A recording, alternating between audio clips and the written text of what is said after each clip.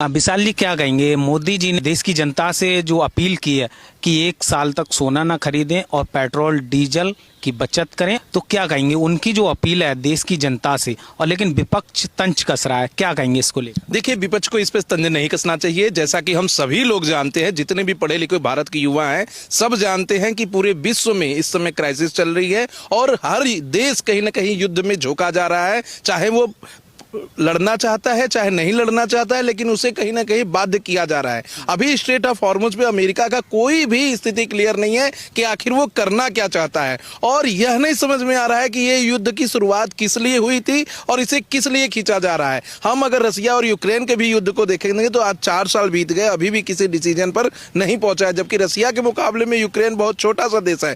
तो कहीं ना कहीं मेरा मानना है कि पूरे विश्व को ध्यान में रखते हुए मोदी जी की यह अपील देश हित में है। हम एक विकासशील देश है, हमें ये अपने संसाधनों पर ज्यादा भरोसा रखना चाहिए, और जिस हिसाब से डॉलर की मजबूती होते जा रही है, अगर ऐसे ही चलता रहा तो भारत में भी पाकिस्तान और बांग्लादेश जैसे हालात होंगे, जहां पेट्रोल 450-500 रुपए लीटर मिलेंगे, जहां सोने की दाम 10 लाख होगी, जहां नॉर्मल जो कार होती हैं जो आज हम लोग 12 लाख 13 लाख में खरीद रहे हैं वो 40-40 लाख के मिलेंगे। तो कहीं ना कहीं सबको मानना चाहिए, देश हित में रहना चाहिए।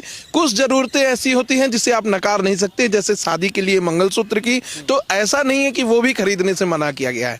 ये मनाही उसके लिए है जिसके पास ऑलरेडी से गोल्ड है, सब कुछ है, लेकिन उनको शौक होता है खरीदने का, उनके लिए है, और ये देश हित में लिए है। आपको कोई गवर्नमेंट ऑर्डर नहीं पास हुआ है, आपको कोई ऐसा बाइंडिंग प्रोविजन लॉ नहीं अमेंडमेंट के द्वारा लाया गया है। आपसे एक देश के प्रधान सेवक की छोटी सी अपील है, जो अगर एक भारत के नागरिक होने के नाते आप स्वीकार कर लेते हैं तो ये देश हित में होगा। और मुझे लगता है कि कम से कम 6 महीने तक इसमें सभी लोगों को बहुत ही दृढ़ता के साथ इसको मानना चाहिए, क्योंकि हमारे देश से बड़ा कुछ नहीं है, और हम अपने देश को आगे बढ़ाने की भावना से अगर देखेंगे तो कहीं ना कहीं इस ऑर्डर को इंप्लीमेंट करेंगे। और कोई भी बात इसमें गलत नहीं कही गई है। घूमने के लिए हमारे देश में तमाम ऐसी जगहें हैं जो यूरोपियन कंट्री के मुकाबले भी अच्छी हैं, बस थोड़ी सी साफ सफाई की जरूरत है, जो स्वच्छ भारत अभियान से आदरणीय प्रधानमंत्री जी लेकर भी आए। और रह गई बात खाने पीने में ज्यादा तेल उपयोग करने की, तो वो हमारे सेहत के लिए अच्छा है। हमें मानना चाहिए कि इन सब चीजों को अगर थोड़ी बढ़ोत कमी कर दें,